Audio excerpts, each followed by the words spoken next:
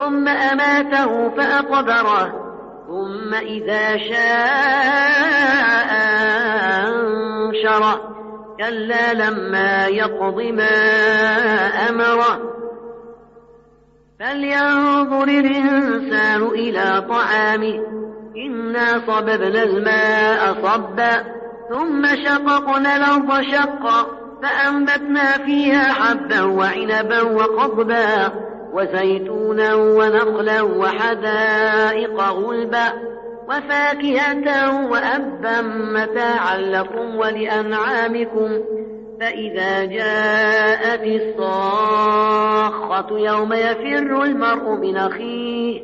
وأمه وأبيه وصاحبته وبنيه لكل امرئ منهم يومئذ شأن يغنيه وجوه يومئذ مسفرة